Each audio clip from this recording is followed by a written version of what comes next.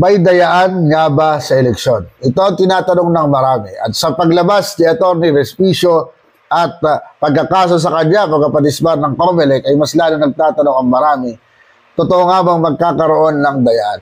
Mga kababayan, noong 2022 elections, ako man, naaminin ko, nagtataka ko sa sobrang laki ng naging boto. 32 million mahigit.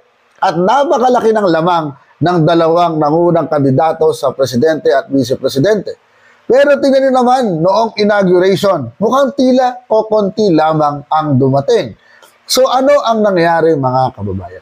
Ang hamon natin sa COMELEC ay bakit hindi upuan ang isyong ito, resolbahin at pag-usapan nang sa ganon ay masiguro ng taong bayan na ang kanilang mga boto ay binibilang ng tama. Hindi mo pagkakaso ang dapat na ginawa ng COMELEC, kundi pagdinig sa TN3 kay Atty. Respicio at sa mga kababayan natin na nangangamba na nagkakaroon ng dayaan sa eleksyon.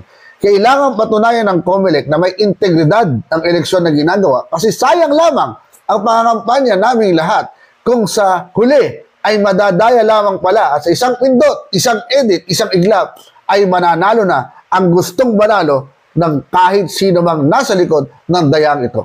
Kailangan ng integridad ng ating eleksyon. David De Angelo po, Boses ng Kalikasan sa Senado.